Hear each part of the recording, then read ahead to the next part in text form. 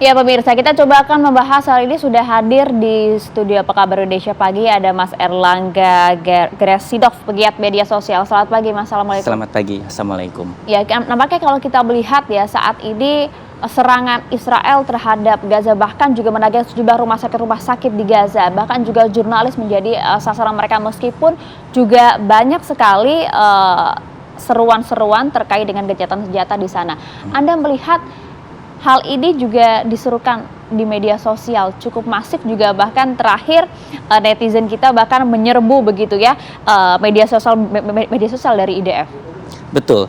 Jadi memang di media sosial saat ini cukup masif juga dari para netizen, terutama bahwa kita sebagai bangsa Indonesia ini sangat peduli dengan apa yang terjadi di Palestina. Dan salah satu yang kita lakukan adalah dengan menyerbu akun-akun IDF di gerakan Instagram. Anda itu kan?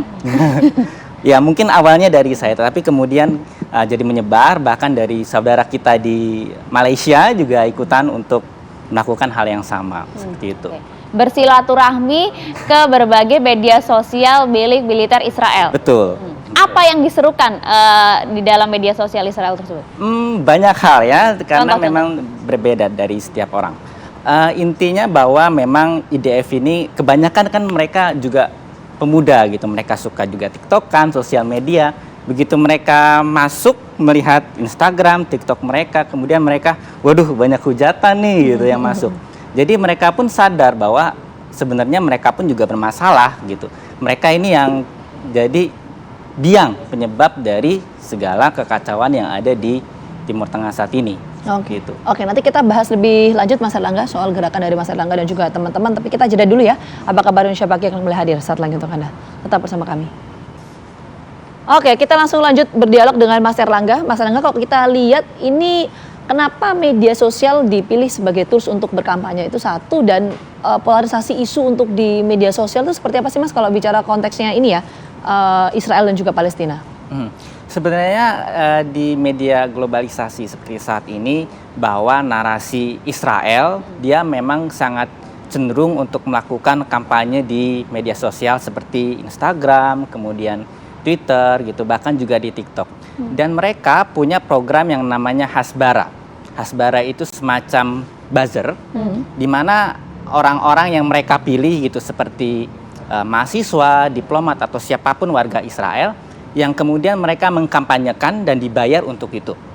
Dan tentu agar kita sebagai yang pro Palestina gitu, agar Israel tetap mengeluarkan banyak uang gitu kan, maka kita perlu mengcounter hal tersebut gitu, yaitu dengan cara melakukan counter narasi terhadap apa yang dilakukan Israel dan semacamnya. Oke, tapi kan banyak juga gitu ya, tidak hanya pihak Israel saja, tapi juga ada sebagian dari masyarakat kita di tanah air yang juga meragukan nih, emang efek nih serangan-serangan di media sosial terkait dengan Israel gitu, respon Anda gimana? Wah, justru malah itu sangat berefek, karena kita perlu tahu bahwa dari struktur media sosial saat ini, apalagi di Israel, IDF kan kebanyakan dia adalah banyak juga yang pemuda gitu ya, yang mereka juga main TikTok gitu kan, kemudian di Instagram juga gitu.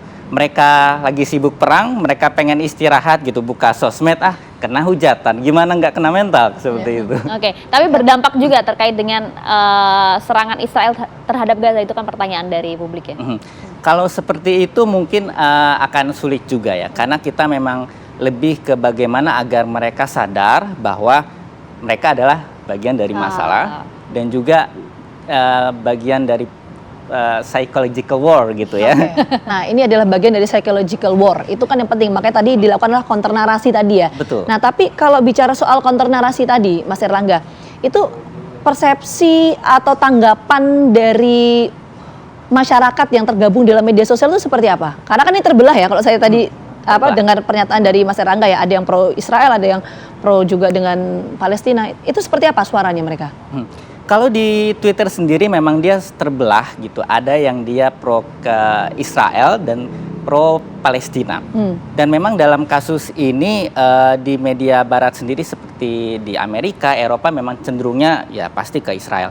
Sedangkan di Indonesia kebanyakan dari kita pro Palestina, tapi ada sebagian kecil gitu kan yang memang dia pro-Zionis karena entah dari background mana, seperti itu. Beberapa pertimbangan lah ya. Iya, Oke. seperti itu. Dan juga dari narasi-narasi seperti ini karena sekarang sosial media semakin banyak digunakan, alhasil counter narasi yang kita lakukan untuk Palestina ini semakin meningkat gitu. Justru semakin banyak orang di masa kini yang semakin sadar bahwa isu Palestina ini bukan hal yang bisa diabaikan dan memang akan semakin populer begitu. Jadi narasi Israel semakin lama semakin tergerus dan akhirnya mereka harus semakin mengeluarkan uang untuk dana propaganda dan itu tentu menyebabkan kebangkrutan. Apalagi Israel juga lagi dialami krisis karena ini kan. Jadi itu tujuan dari teman-teman kenapa membangun narasi begitu di sosial media ya. Tujuannya adalah untuk itu. Nanti saya akan dalami lagi soal tujuan dari Mas Erlangga dan juga teman-teman dan termasuk narasi atau diskursus yang berkembang di media sosial. Kalau bicara soal Palestina dan juga Israel. Tapi kita tahan dulu, kita jeda dulu. Apa kabar Indonesia Pagi akan kembali hadir saat lagi untuk Anda. Tetap bersama kami. Kita langsung akan membahas kembali ini mengenai konflik Israel dan juga Palestina. Ini langsung saya akan menuju ke Mas Erlangga. Mas Erlangga, tadi kalau pertanyaan saya menggantung, ini sebenarnya kan ada perang narasi di media sosial. Tapi isu-isu yang jadi diskursus publik khususnya di media sosial itu concernnya soal apa sih kalau bicara soal Israel Palestina? Tentunya soal kemanusiaan yang dimana lebih terkonsentrasi terhadap apa yang terjadi di Gaza saat ini. Dan segala kekejaman Israel tersebut tentu membuat kita sebagai orang Indonesia merasa terenyuh gitu kan, merasa tega dengan apa yang terjadi di Palestina. Oke, itu kemanusiaan ya? Soal gejatan senjata begitu? Soal gencatan senjata juga termasuk sebagai bagian. Komentar-komentar seperti apa sih? Karena kalau ngomongin soal komentar netizen plus 62 ini kan seru-seru beraneka macam gitu. Apalagi langsung tujuannya ke media sosial dari IDF gitu. Narasi-narasi yang berkembang seperti apa, Mas? Narasinya kalau dari kita gitu, banyak kan dari netizen ini melakukan apa tadi hujatan gitu ya, contohnya menyebut killer gitu kan, kemudian Israel Zionis pembunuh gitu kan, terus juga bahkan lebih juga menyebar ke hal-hal yang lain gitu seperti body shaming gitu ya, ke hal-hal yang lain gitu yang sifatnya menghujat Israel secara general. Respon IDF sendiri dengan berbagai komentar netizen kita? Ada yang private akun, ada juga yang low comment gitu kan. Bahkan ada juga dapat kabar ada yang dihack juga gitu kan akun dari anggota IDF-nya. Gitu. Baik.